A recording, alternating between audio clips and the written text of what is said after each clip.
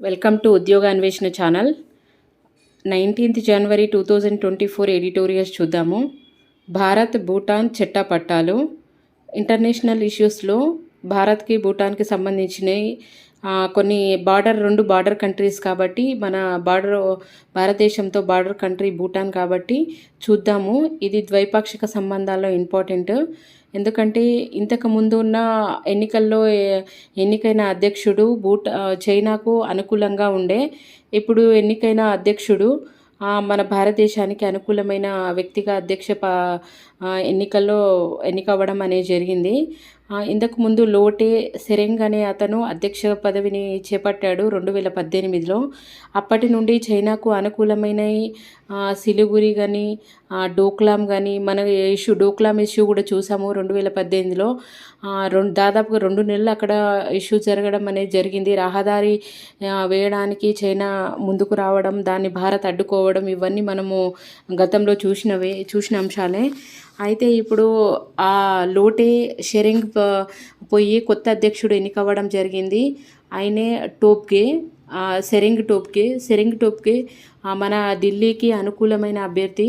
గతంలో కూడా ఇతను ప్రధానిగా చేయడం అనేది జరిగింది. ఇప్పుడు మనకు అనుకూలమైన అంటే మనకు ఇంపార్టెంట్ ద్వైపాక్షిక దేశంలో ఇది కూడా భూటాన్ కూడా ఒకటని చెప్పవచ్చు.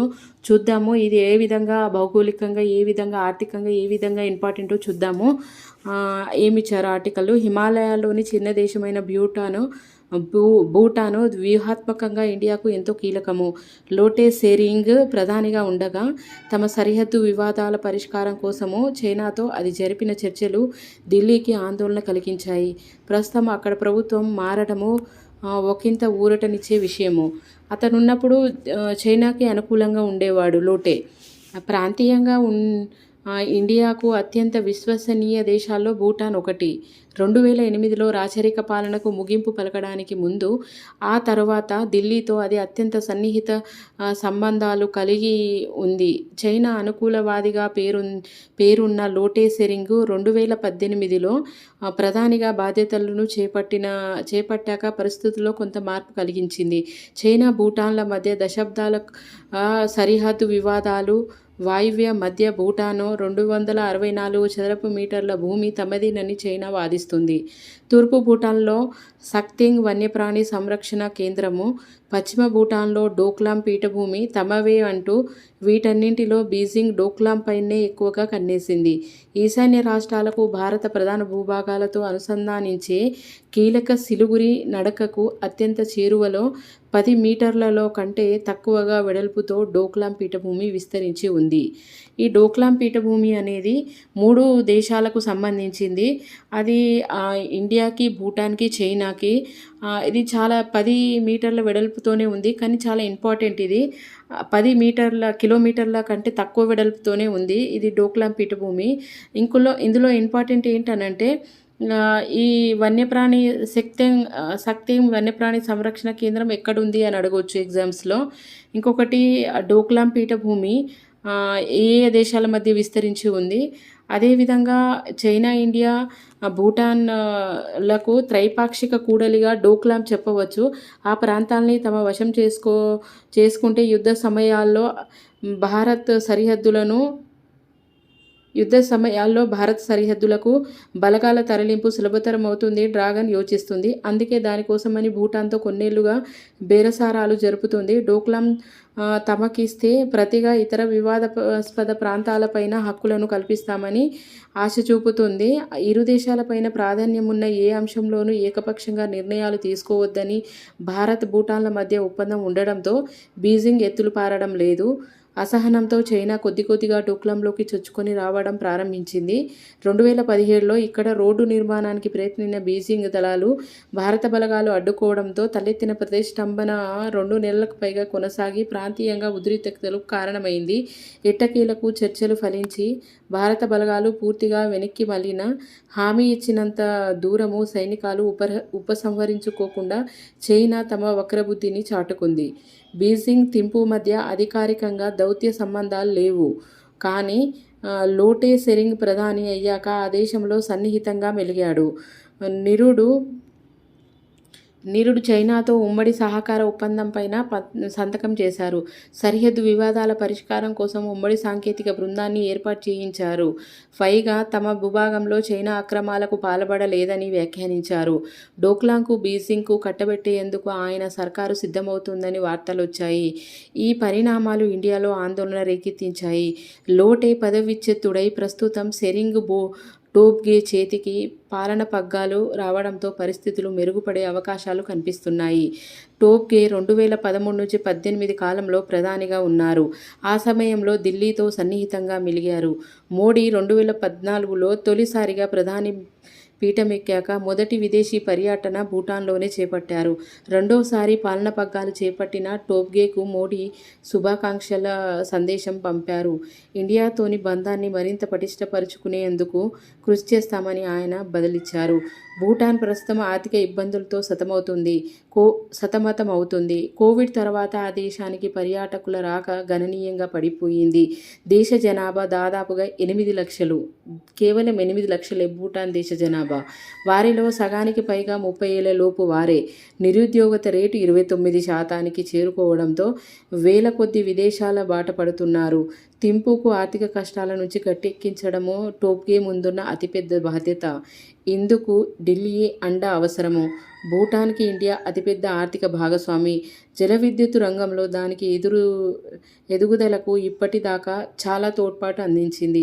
ఆ దేశంలో అనేక మౌలిక వస్తువులు ప్రాజెక్టులకు పూర్తి చేస్తుంది. ఆ క్రమంలో భారత్తో ద్వైపాక్షిక సంబంధాలకు టోబ్గే సముచిత ప్రాధాన్యం ఇవ్వడము దాదాపుగా ఖాయమే.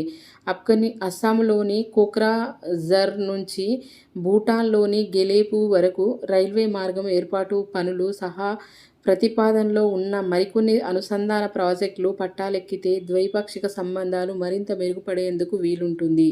భూటాన్కు అతిపెద్ద దాత ఇప్పటికీ ఇండియానే. ఆ స్థానాన్ని చైనా ఆక్రమించకుండా ఢిల్లీ జాగ్రత్త పడాలి. థింపూలో పెట్టుబడులు పెంచాలి. అంటే థింపూతో ఢిల్లీ సత్సంబంధాలు ఉన్నాయి. ఆర్థికంగా చాలా సహాయం చేస్తుంది. కోవిడ్ అనంతరం కూడా ఆర్థికంగా అతిపెద్ద సహాయం చేసేది ఇండియానే కాబట్టి టోబ్గే కూడా ఇండియాకి అంటే ఢిల్లీకి అనుకూలంగా అభ్యర్థి కాబట్టి ఈ ఎన్నికల్లో అధ్యక్ష పదవిని అంటే ప్రధాన పదవిని చేపట్టిన టోబ్గే మన భారతదేశానికి ద్వైపాక్షిక సంబంధాలు ఇంకా బలోపేతం అవుతాయని ఆశిస్తుంది. ఢిల్లీ కూడా ఆశిస్తుంది. చూద్దాము నెక్స్ట్ ఆర్టికల్ ఏమిచ్చారో. సాగు పెరిగితేనే స్వావలంబన. ఇది వ్యవసాయ రంగానికి సంబంధించింది. సాగు పెరిగితేనే స్వావలంబన అంటే వ్యవసాయం యొక్క సాగును పెంచాలి. ఎందుకంటే ఇప్పుడు వాతావరణంలోని మార్పుల వల్ల పంట నష్టం ఎక్కువగా జరుగుతుంది. అకాల వర్షాలు కానీ వరదలు కానీ అకాలమైన అంటే ఎరువులు అధిక వాడకం వల్ల కానీ ఇలా చాలా రకాల సమస్యల వల్ల వ్యవసాయం అనేది పంటల దిగుబడి అనేది నానాటికి తగ్గుతూ ఉంది. అంటే పల్స్ విషయంలో అంటే ఇందులో అంటే పల్సెస్ చాలా తక్కువగా ఉన్నాయి. వాతావరణం కారణం వల్ల అందులో పల్సుల యొక్క దిగుబడి తగ్గుతూ ఉంది. ఈ దిగుబడి తక్కువగా ఉండడం వల్ల దిగుమతి అంటే భారతదేశము ఈ దిగుమతిని చేసుకోవాల్సిన పరిస్థితి ఏర్పడుతుంది. చూద్దాం ఈ ఆర్టికల్ ఏమిచ్చారో. వాతావరణ మార్పులతో పాటు అనేక కారణాల వల్ల మన దేశంలో పప్పు ధాన్యాలు దిగుబడులు పల్సెస్ అంటారు తగ్గుతున్నాయి. దాంతో వాటి దిగుమతులు అనివార్యమవుతున్నాయి. వచ్చే 3 ఏళ్లలో ఈ పంటల్లో స్వావలంబన సాధిస్తామని కేంద్రం చెబుతుంది. ఇది నెరవేరాలంటే ఉత్పత్తి పెంచే లక్ష్యంగా పకడ్బందీ చర్యలు తీసుకోవాలి. అంటే వాతావరణంలో మార్పులు అదొకటే కాకుండా ఇంకా అనేక కారణాల వల్ల వీటి యొక్క దిగుబడి పడిపోతుంది. దానివల్లనే దిగుబడి మీద భారతదేశం అనేది ఆధారపడాల్సి వస్తుంది. కానీ వచ్చే 3 సంవత్సరాల్లో దీన్ని చేరుకుంటామనంటే దిగుమతిని చేసుకోకుండా పప్పు ధాన్యాలను స్వయం సమృద్ధిని సాధిస్తామని ఇండియా చెప్తుంది. చూద్దాము. దేశీయంగా పప్పు ధాన్యాల్లో స్వయం సమృద్ధి పలు ప్రతిబంధకాలు ఎదురవుతున్నాయి. కేంద్ర ప్రభుత్వం మద్దతు ధర ప్రకటించి కొనుగోలు చేస్తున్న కొన్ని పప్పు ధాన్యాల పంటల ఉత్పత్తి మాత్రం పెరగడం లేదు. దీంతో 2023లో 29 లక్షల టన్నుల కంది, మినపప్పు, ఎర్రపప్పు అంటే మైసూర్ పప్పులను దిగుమతి చేసుకోవాల్సి వచ్చింది. ఇది ఇంతకు ముందు సంవత్సరం కంటే 39.7% అధికము. అంటే ఇంకా పెరిగింది. 2022 అక్టోబర్లో దేశంలోని వివిధ రాష్ట్రాల్లో అకాల వర్షాలు పప్పు ధాన్యాల పంటలు దెబ్బతిన్నాయి. ఈ పంటలు అధికంగా సాగు చేసే రాష్ట్రాల్లో గత ఏడాది నైరుతి రుతుపవనాలు వర్షపాతం తక్కువగా నమోదవ్వడము దిగుబడులపైన ప్రభావం చూపింది. ఈ నేపథ్యంలో పప్పు ధాన్యాల ధరలు అమాంతం పెరిగాయి. దేశీయ డిమాండ్కు తీర్చడానికి 28 కోట్ల టన్నుల పప్పు ధాన్యాలు అవసరము. ఆ స్థాయిలో ఉత్పత్తి లేకపోవడంతో దిగుమతులు తప్పలేదు. ముఖ్యంగా ఆస్ట్రేలియా, ఎక్కడి నుండి మనం ఎక్కువ దిగుమతి చేసుకుంటున్నామంటే Australia, Canada, Russia, Myanmar, Mozambique, Tanzania, Sudan, తర్వాత మలావి నుంచి భారతదేశం కొనుగోలు చేస్తుంది. ప్రపంచవ్యాప్తంగా పప్పు ధాన్యాల విస్తీర్ణం ఉత్పత్తిలో ఇండియా ప్రథమ స్థానంలో ఉంది. దేశంలో 2011 తర్వాత పప్పు ధాన్యాల ఉత్పత్తిలో కొరత మెరుగుదల ఉన్నప్పటికీ డిమాండ్ సరఫరా మధ్య అంతరం పెరుగుతూ ఉంది. దానివల్ల కొన్నేళ్లుగా ఏటా 25-30 లక్షల టన్నుల మేర దిగుమతి చేసుకోవాల్సి వస్తుంది. అంటే మనకు సరిపోయిన పప్పు ధాన్యాలు లేకపోవడం వల్ల దిగుమతి చేసుకోవాల్సిన పరిస్థితి ఏర్పడుతుంది. మద్దతు ధర. National Agriculture Cooperative Marketing Federation of India Limited, దీన్ని ఏమంటారంటే నాఫెడ్ అని అంటారు అన్నట్టు. National Cooperative Customers Federation of India, ఇదేంటిదంటే NCCF అని అంటారు. సంస్థలు కనీస మద్దతు ధరకు పప్పు ధాన్యాలు కొనేందుకు వీలుగా ఇటీవల పోర్టల్ను ప్రారంభించాయి. ఈ 2 సంస్థలు, నాఫెడ్ ఒకటి ఇంకొకటి ఏంటంటే NCCF, ఇవి 2 పప్పు ధాన్యాలు కొనేందుకు ఒక పోర్టల్ని ప్రారంభించాయి. దీనిలో రైతులు ముందుగా తమ వివరాలను నమోదు చేయవచ్చు. ధరల స్థిరీకరణ నిధి కింద కొంత నిల్వలు అంటే బఫర్ స్టాక్ను నిర్వహించడానికి ఇది ప్రభుత్వం తరఫున పప్పు ధాన్యాల సేకరణ చేపట్టాయి. భవిష్యత్తులో మినపప్పు, ఎర్రపప్పు, మొక్కజొన్న రైతులకు సైతం ఇదే సదుపాయాల్ని కల్పిస్తామని ప్రభుత్వం వెల్లడించింది. రైతులకు కనీస మద్దతు ధర కల్పించడంలో ఇది కీలక ముందడుగని చెప్పవచ్చు. గతంలో కనీస మద్దతు ధర కంటే తక్కువగా ఉంటే ప్రభుత్వము సేకరించేది. కొత్త విధానం ప్రకారంగా కనీస మద్దతు ధర కంటే ఎక్కువగా ఉన్నప్పటికీ రైతుల నుంచి ఉత్పత్తులను ఏజెన్సీలు కొనుగోలు చేస్తున్నాయి. 2027 డిసెంబర్ నాటికి భారత్ పప్పు ధాన్యాల్లో స్వయం సమృద్ధి సాధిస్తుందని నూతన పోర్టల్ ప్రారంభం సందర్భంగా కేంద్ర సహకార శాఖ మంత్రి అమిత్ షా ఆశాభావం వ్యక్తం చేశారు. 2028 జనవరి నుంచి దేశం కిలో పప్పునైనా దిగుమతి చేసుకోబోదని వ్యాఖ్యానించారు. ఈ లక్ష్యము కార్యరూపం దాల్చాలంటే ముఖ్యంగా కంది, మినుము వంటి పంటల దిగుబడులు గణనీయంగా పెరగాలి. పప్పు ధాన్యాలు భారతీయ ఆహారంలో చాలా ప్రోటీన్లకు ఇవి ముఖ్యమైన వనరు. పప్పు ధాన్యాల సాగు ప్రోత్సహించేందుకు అవసరమైన విధానాల రూపకల్పనకు 2015లో కేంద్ర ప్రభుత్వం అప్పటి ముఖ్య ఆర్థిక సలహాదారు అరవింద్ సుబ్రమణ్యం నేతృత్వంలో కమిటీని నియమించారు. దేని గురించి 2015లో కేంద్ర ప్రభుత్వము ఈ విధాన రూపకల్పన కోసము అరవింద్ సుబ్రమణ్యం నేతృత్వంలో ఒక కమిటీని నియమించడం జరిగింది.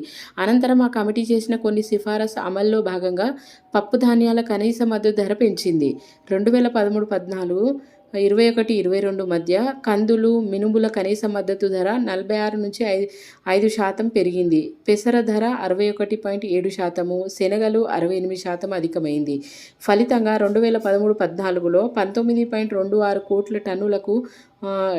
టన్నులున్న ఉత్పత్తి 2022-23లో 23.81 కోట్ల టన్నులకు చేరింది. అంటే ఉత్పత్తి అనేది పెరిగిందని చెప్పవచ్చు. ఉత్పాదకతలో వెనుకంజ. పప్పు ధాన్యాల పంటల్లో ఉత్పాదకత ఇతర దేశాల కంటే ఇండియాలో తక్కువగా ఉంది. భారత్లో కందుల దిగుబడి హెక్టార్కు సగటుకు 859 కేజీలు, మయన్మార్లో అది రెట్టింపు ఉంది. మిగతా పంటలతో పోలిస్తే పప్పు ధాన్యాల మద్దతు ధరల ఆశాజనకంగా ఉన్నప్పటికీ రైతులు మాత్రం గిట్టుబాటు కావటం లేదు దిగుమతులు తక్కువగా ఉండడమే దీనికి ప్రధాన కారణము. ఈ పంటలు ఎక్కువగా స్వల్పకాలికమైనవి. దీంతో వాతావరణ మార్పుల ప్రభావము అధికంగా ఉంటుంది. వీటిని ఎక్కువ వర్షాధార భూముల్లోనే సాగు చేస్తున్నారు. నీటిపారుదల సౌకర్యం ఉన్న ప్రాంతాల్లోనూ పప్పుధాన్యాల సాగు విస్తీర్ణం పెరగాలి. పప్పుధాన్యాల్లో శనగల ఉత్పత్తి అధికము. దేశంలో 2029-30 నాటికి పప్పుధాన్యాల డిమాండు 32.64 కోట్ల టన్నులకు చేరుకుంటుందని నీతి ఆయోగ్ అంచనా వేసింది. దాన్ని అందుకోవాలంటే ఉత్పాదకత పెంపుపై కేంద్ర రాష్ట్ర ప్రభుత్వాలు సరైన దృష్టి సారించాలి. ఆధునిక వంగడాలు అందుబాటులోకి తీసుకురావాలి. ఇది ఈరోజు అంటే పప్పు ధాన్యాల గురించి దిగుమతుల మీద ఉన్న మన భారతదేశం ఆధారపడుతున్న దిగుమతుల గురించి ఈ ఆర్టికల్లో తెలియజేయడం అనేది జరిగింది. ఇది చాలా ఇంపార్టెంట్, అగ్రికల్చర్కి రిలేటెడ్ కాబట్టి ఈ వీడియోని 1కి 2 సార్లు వినండి. 1.5x కానీ 2x కానీ పెట్టుకొని వినండి. మీరు ఎప్పుడైనా ఫ్రీ టైంలో వింటే మీకు ఈజీగా 2-3 సార్లు వింటే ఇది చాలా ఉపయోగపడుతుంది. మీకు ఈ ఛానల్ నచ్చితే లైక్ చేయండి, షేర్ చేయండి, సబ్స్క్రైబ్ చేయండి. చూద్దాము నెక్స్ట్ ఆర్టికల్ ఏమి ఇచ్చారో. ఆసరా దక్కని అసంఘటిత రంగము. ప్రభుత్వము సంఘటిత రంగంలో వారికి కొంత పెట్టుబడుల్లో సహాయం చేస్తుంది, కానీ అసంఘటిత రంగానికి పెట్టుబడి సహాయం చేయట్లేదు. సో ఇప్పుడు ఈ మధ్యలో కేంద్ర ప్రభుత్వం వీరికి కూడా పెట్టుబడుల సహాయం ఇవ్వాలని యోచిస్తుంది. చూద్దాము ఈ ఆర్టికల్లో ఏమి ఇచ్చారో. ఎంఎస్ఎంఈలకు ఈ ఏడాది సార్వత్రిక ఎన్నికల దృష్ట్యా సామాజిక భద్రతా ప్రయోజనాలపైన కేంద్రం దృష్టి సారించినట్లు కథనాలు వెలువడుతున్నాయి. సంఘటిత రంగము మాదిరిగా అసంఘటిత రంగ కార్మికులకు కనీస వేతనము, పింఛను, ఆరోగ్య బీమా తదితర అందించాలని సర్కారు యోచిస్తుంది. ఇదంతా 2020లో రూపొందించిన సామాజిక భద్రతా నిబంధనావళిలో భాగమే. పలు దేశాలతో పోలిస్తే సామాజిక భద్రత కల్పనలో భారత్ వెనుకబడింది. అంటే సామాజిక భద్రత విషయంలో. కోవిడ్ కాలంలో ఆ తర్వాత ఉపాధి కల్పనకు ఉద్దేశించిన ఆత్మనిర్భర్ భారత్ రోజ్గార్ పథకము ABRY పరిధిలో 71.8 లక్షల మంది కార్మికులు తేవాలని కేంద్రం తలపెట్టింది. నిరుడు డిసెంబర్ నాటికే లక్ష్యాన్ని అధిగమించినట్లుగా ప్రకటించింది. ఉద్యోగులు, యజమానులు PF కింద చెల్లించాల్సిన చేరి 12% వాటాలను ABRY కింద 2 ఏళ్ల పాటు ప్రభుత్వమే జమ చేస్తుంది. దీనివల్ల సంస్థలపైన PF భారం తగ్గి ఉద్యోగ కల్పన పెరుగుతుందని భావించింది. నెలకు 15,000 కన్నా తక్కువ వేతనం పొందే వారికి దీనికి అర్హులు. ఈ పథకం కింద కేంద్రం రూపాయలు 10,000 కోట్లు చెల్లించింది. ఆటోమేటిక్ మరమృత్యుదారులు, గని కార్మికులు తదితర 194 పనుల్లో ఉన్నవారు ABRY లబ్ధిదారులు. ఇంత చేసి ఆ పథకము లబ్ధిదారుల సంఖ్య భారతదేశం మొత్తం కార్మిక బలగంలో 2%కి మించదు. వీరంతా అసంఘటిత రంగంలోనే ఉన్నారు. పెను సవాలు.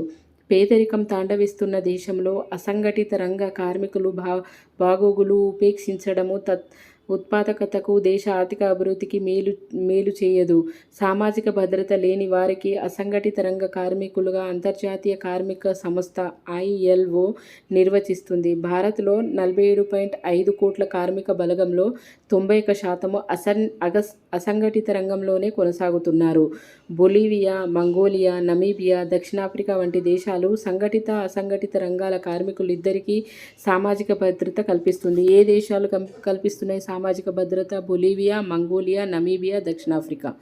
ఈ దేశాల్లో అసంఘటిత రంగాలకు, సంఘటిత రంగాలకు రెండిటికి సామాజిక భద్రత అనేది కల్పిస్తున్నారు. మిగతా వర్తమాన దేశాలకు తమ GDPలో 7% మాత్రమే సామాజిక భద్రత వెచ్చిస్తుంటే, ఆర్థిక సహకారము అభివృద్ధి సంస్థ OECD organization for economic cooperation development సంపన్న దేశాలు అంతకు 3 రెట్లు అధికంగా కేటాయిస్తున్నాయి. భారత ప్రభుత్వం 2020లో తెచ్చిన సామాజిక భద్రతా నిబంధనావళి అంతకు ముందు నుంచి అమల్లో ఉన్న 8 సామాజిక భద్రతా చట్టాల కలయికే తప్ప అసంఘటిత రంగ కార్మికులకు కొత్తగా ఒరగబెట్టేదేమీ లేదు. ప్రభుత్వ చట్టాల పథకాలు ఇప్పటికీ సంఘటిత రంగ పట్లనే పక్షపాతము కనపరుస్తున్నాయి. నిర్మాణ కార్మికులు ఒక రాష్ట్రం నుంచి మరొక రాష్ట్రానికి లేదా ఉన్న రాష్ట్రంలోనే ఒకే చోట నుంచి మరొక చోటకు తరచూ తరలిపోతుంటారు. 2020 నిబంధనావళి ఇలాంటి వారికి ప్రత్యేక ఏర్పాట్లేమీ చేయలేదు. దాంతో నిర్మాణ కార్మికులు నిధిలో వారి భాగస్వామ్యము ప్రశ్నార్థకమవుతుంది. ఆ కార్మికుడు ఎక్కడి నుంచి ఈ నిధి ప్రయోజనాల కోసము దరఖాస్తు చేయాలనేదే చిక్కు ప్రశ్నగా మారింది. అది కాకుండా ఒక్కో సంస్థలో ఉద్యోగుల సంఖ్య బట్టి పథక ప్రయోజనాల పరిమాణము మారుతూ ఉంది. వ్యవసాయేతర పరిశ్రమలు, పారిశ్రామికేతర కార్మికులందరికీ సామాజిక భద్రత లభించాలి. కాంట్రాక్టు, సరఫరా చేసే ఒప్పంద కార్మికుల విషయంలో సామాజిక భద్రతా నిబంధనావళి మౌనం పాటించడం మరో వైరుధ్యము. ఇటువంటి అదృశ్య కార్మికులకు పరిగణలోకి తీసుకోవాలి. 2008 నాటి అసంఘటిత కార్మికుల సామాజిక భద్రతా చట్టం, 2004 నాటి జాతీయ పింఛన్ వ్యవస్థ ఎన్పిఎస్ కూడా అసంఘటిత కార్మికులకు సామాజిక భద్రత కల్పించడంలో విఫలమయ్యాయి. 2020 నాటి నిబంధనావళి ఈ లోపలి సరిదిద్ది అసంఘటిత కార్మికులకు న్యాయం చేసి ఉంటే ఎంతో బాగుండేది. అంటే సామాజిక భద్రత 2 రూపాల్లో ఉంటుంది. ఒకటి సామాజిక సహకారము, రెండవది సామాజిక బీమా. వృద్ధులు, దివ్యాంగులు, వితంతువులు నగదు రూపంలో ఇచ్చే పింఛన్లు సామాజిక సహకారంగా పరిగణిస్తారు. సామాజిక బీమా కిందకు ఆరోగ్య బీమా, పింఛన్లు, మాతా సంక్షేమ భృతి వంటివి వస్తాయి. 2020 నాటి నిబంధనావళి సామాజిక బీమాను తప్ప సామాజిక సహకారాన్ని పట్టించుకోవడం లేదు. దేశంలో 6.5 కోట్ల సంస్థలు ఉండగా వాటిలో 3/2 అసంఘటిత రంగంలోనివే. వాటన్నింటినీ ఒకే ఛత్రం కిందకు తెచ్చి సామాజిక భద్రత కల్పించడం పెను సవాలుగా మారింది. పెను సవాల్ అన్నట్టు. నిరుపేదలకు అండ అవసరము. భారత్లో 47.5 కోట్ల కార్మికులు సామాజిక భద్రత కల్పించడానికి ఏకీకృత నిధిని ఏర్పరచాలి. దీనిలో ఉద్యోగులు, యజమానులు పీఎఫ్ వాటాలను జమ చేయడము ఒక పద్ధతి. ప్రభుత్వమే ఈ వాటాలను పన్నుల ఆదాయం నుంచి చెల్లించడము రెండో పద్ధతి. ఈ రెండింటి మిశ్రమంగా మూడో పద్ధతి రూపొందించవచ్చు. నిరుపేద కార్మికుల వాటాను ప్రభుత్వమే చెల్లించడం ఉత్తమం. పేదల పరిధిలోకి రాని ఉద్యోగులు, స్వయం ఉపాధి సంస్థలు కొంత వాటాను చెల్లిస్తే మిగతాది ప్రభుత్వం అందించవచ్చు. అసంఘటిత కార్మికులకు ఈ పద్ధతులు సముచితంగా ఉంటాయి. సంఘటిత రంగంలోని వారికి యథాప్రకారంగా ఈపీఎఫ్ఓ నిబంధనలు వర్తించాలి. దేశ జనాభాలో 20% దారిద్ర్య రేఖకు దిగువన ఉన్నవారు, వారందరికీ సామాజిక భద్రత కల్పించాలి. రూపాయలు 1.37 లక్షల కోట్లు కావాలి. 2019-20లో లెక్క వేశారు. ఈ మొత్తము భారత జీడీపీలో 0.69%. అందులో సగం అంటే దాదాపుగా 0.35% రాష్ట్ర ప్రభుత్వాలు భరించడం కష్టమేమీ కాదు. పైగా రాష్ట్ర ప్రభుత్వాలు ఇప్పటికే సామాజిక సంక్షేమ భద్రతపై ఏటా రూపాయలు 1.5 లక్షల కోట్లు ఖర్చు చేస్తున్నాయి. కాబట్టి కేంద్ర రాష్ట్ర ప్రభుత్వాలు కలిసి అసంఘటిత రంగ కార్మికులకు సామాజిక భద్రత పూనిక వహించాలి. అంటే అసంఘటిత రంగానికి సామాజిక భద్రత కల్పించాలనేదే. ఎందుకంటే 2020లో తీసుకొచ్చిన సామాజిక భద్రత చట్టం అనేది ఇంతకు ముందున్న అన్ని పథకాలను కలిపేసి తీసుకొచ్చారు. కానీ అసంఘటిత రంగంని అందులో చేర్చకపోవడం అనేది ఒకటి కేంద్ర ప్రభుత్వం యోచిస్తుంది. ఆ దిశగా కేంద్ర రాష్ట్ర ప్రభుత్వాలు కలిసి అసంఘటిత రంగంలో ఉన్న ప్రజలకు కూడా వారికి కూడా ఈ సామాజిక భద్రతను కల్పించాలని ఆ దిశగా కేంద్ర ప్రభుత్వం ఆలోచిస్తుంది. చూద్దాము నెక్స్ట్ ఆర్టికల్ ఏమిచ్చారో. రహదారి భద్రత మావేనా అంటే ఎండమావేనా? రహదారి భద్రత అనేది ఎండమావేనా అంటే రోడ్ యాక్సిడెంట్స్ గురించి ఇస్తున్నారు. నానాటికి రోడ్ యాక్సిడెంట్లు పెరిగిపోతున్నాయి. అందులో యువకులే ఎక్కువగా మృత్యువాత పడడం అనేది ఒకటి ఆందోళనకరమైన విషయము. అదే చెప్తున్నారు, రహదారి భద్రత అనేది ఎండమావేనా అని చెప్తున్నారు. ఏటా ఇవి పెరుగుతూ పోతున్నాయి. చూద్దాం ఏమిచ్చారో. ఏటా క్రమం తప్పకుండా నిర్వహిస్తున్న భద్రతా వారోత్సవాల క్రతువును మొక్కుబడి తంతుగా తీర్మానించేస్తూ రహదారులపైన మరణ మృదంగము జాతి గుండెలవిసిపోయేలాగా అనునిత్యము మార్మోగుతుంది. దేశవ్యాప్తంగా ప్రతి గంటకు 53 రోడ్డు ప్రమాదాలు జరుగుతుంటే 19 మంది అభాగ్యులు మృత్యువాత పడుతున్నారని 2022 నాటి గణాంకాలకి కేంద్ర సర్కారే ప్రస్తావిస్తుంది. అంత క్రితము ఏడాదితో పోలిస్తే ప్రమాదాల్లో 11.9%, మృత్యువుల సంఖ్యలో 9.45%, క్షతగాత్రుల లెక్కల్లో 15.3% పెరుగుదల. అంటే పెరుగుతూనే ఉన్నాయి అన్ని విషయాల్లో. ప్రమాదంలో పెరిగింది, మృత్యువులో పెరిగింది, క్షతగాత్రుల లెక్కల్లో పెరిగింది, అన్నిట్లో పెరిగిపోతున్నాయి. రహదారుల రక్తదాహం తీవ్రతను కళ్ళకు కడుతుంది. రోడ్డు ప్రమాద మృత్యువులో 18 నుంచి 45 ఏళ్ల మధ్య వయస్కులే 69% దాకా ఉంటున్నారన్న వాస్తవము గుండెల్ని మెలిపెట్టేదే. కుటుంబ పోషణకు రోడ్డెక్కిన మనిషి అకాల మృత్యువాత పడితే ఇంటిల్లపాది రోడ్డున పడే దుస్థితి ఏటా లక్షల మంది అభాగ్యుల్ని దుఃఖ సాగరంలో ముంచేస్తుంది.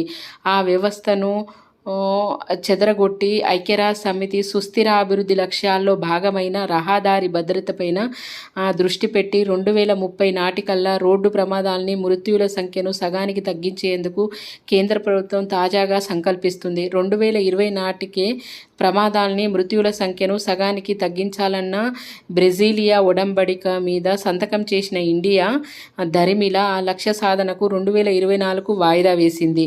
దాన్ని ఇప్పుడు 2030కి సాధించాలని పాత సంకల్పానికి తిరగమూత పెట్టిన ఇతమిద్ద కార్యాచరణ వడివడిగా ఎక్కకుంటే ప్రయోజనం నాస్తి. నాణ్యమైన రోడ్డు నిర్మాణము, వేగ నియంత్రణ, ఖచ్చితంగా నిబంధనల అమలుకు ప్రాధాన్యం ఇచ్చిన ఐరోపా దేశాలు 2011 నుంచి 16 మధ్య రహదారులపైన మృత్యు ఘోషను 53% దాకా తగ్గించగలిగాయి. వాహనాల ఉత్పత్తి దశలోనే వేగ నియంత్రణ పరిమితుల్ని నిర్దేశించిన చైనా తక్కువ కాలంలోనే అద్భుత ఫలితాలను సాధించింది. రోడ్డు ప్రమాదాలు నిరుపేద కుటుంబాలే అత్యధికంగా చితికిపోతున్నాయని అధ్యయనాలు చాటుతున్న నేపథ్యంలో బహుముఖ కార్యాచరణ సత్వరం ఎక్కాలి. ప్రపంచవ్యాప్తంగా రహదారి ప్రమాద మృత్యువుల సంఖ్య 5% దాకా తగ్గితే అంతకు రెట్టింపు ఇండియాలో పెరగడము నిశ్చేష్టపరుస్తుంది. రహదారుల మారణ హోమానికి కారణమేమిటో సుప్రీంకోర్టే నియమించిన నిపుణుల కమిటీ పూసగుచ్చిన సరికొత్త మోటారు వాహనాల చట్టము ద్వారా ఆ వ్యవస్థను ఊడ్చేస్తున్నట్టుగా కేంద్రం ప్రకటించినా ఒరిగింది ఏమీ లేదు. వాహన వేగాన్ని 5% తగ్గించగలిగిన ప్రమాద మరణాన్ని 30% దాకా నియంత్రించగల వీలుందని తెలిసినా 7-8 సెకన్లలోనే 100 కిలోమీటర్ల వేగం అందుకునే శకటాలు ఎందుకు రోడ్డెక్కుతున్నట్లు అని రకరకాల ప్యాసింజర్ల వాహనాల్లో 2022 అక్టోబర్ నుంచే 6 ఎయిర్ బ్యాగుల్ని తప్పనిసరి చేస్తున్నామన్న కేంద్ర మంత్రి నితిన్ గడ్కరీ మొదట దాన్ని 2025కు వాయిదా వేసి దరిమిలా దాన్ని అవసరం లేదు పొమ్మన్నారు. వాహనాల భద్రతా ప్రమాణాల పరంగా అమెరికాలో 98%, జర్మనీలో 89%, చైనాలో 60% వాహనాల్లో 6 ఎయిర్ బ్యాగులు ఉంటే ఇండియాలో అవి 12 నుంచి 13%కి పరిమితమయ్యాయి. సవివర ప్రాజెక్టుకు నివేదిక తయారీ దశలోనే రహదారి భద్రతకు తూట్లు పడుతున్నాయంటూ మూల కారణాన్ని సూటిగా ప్రస్తావించిన కేంద్ర మంత్రి లక్షల మంది డ్రైవర్లకు పటుతర శిక్షణ పైన దృష్టి సారిస్తామంటున్నారు. రహదారికి భద్రంగా ఉండాలంటే వచ్చే 10 ఏళ్లలో ఇండియా $10,900 కోట్ల వ్యయీకరించాలని, దానివల్ల ఏటా స్థూల దేశీయోత్పత్తిలో 3.7% దాకా ఆర్థికంగా గిట్టుబాటు అవుతుందని ప్రపంచ బ్యాంకు సూచించి 4 ఏళ్లు అవుతుంది. రహదారిపైన మేటవేసిన నెత్తుటి సంక్షోభాన్ని క్రమానుగత కార్యాచరణతో రూపుమాపినప్పుడే సంక్షేమ రాజ్య భావనకు ప్రాణప్రతిష్ఠ జరుగుతుంది. ఇది రోడ్డు ప్రమాదాల గురించి చెప్తున్న అధ్యయనాలు, జరుగుతున్న మృత్యుఘోష, క్షతగాత్రుల గురించి ఇచ్చిన గణాంకాలు. ఇవి ఈరోజు ఆర్టికల్స్. అన్ని ఆర్టికల్స్ ఈరోజు ఇచ్చినవి చాలా చాలా ఇంపార్టెంట్. వీటిని 1కి 2 సార్లు వినండి. ఫర్ ఆల్ కాంపిటేటివ్ ఎగ్జామ్స్కి ఇవి లెంతీగా ఉంటాయని అనిపిస్తుంది, కానీ ఇవి అనాలిసిస్ బేస్డ్ క్వశ్చన్స్కి. ఎందుకంటే ఆల్ సబ్జెక్ట్స్ ఉంటాయి కాబట్టి కరెంట్ అఫైర్స్ మీద ఎక్కువ వెయిటేజ్ ఉంటుంది. సో ఇవి తప్పకుండా 100% యూజ్ అవుతాయి. మీకు నచ్చితే ఈ ఛానల్ని షేర్ చేయండి, సబ్స్క్రైబ్ చేయండి, లైక్ చేయండి. Thank you.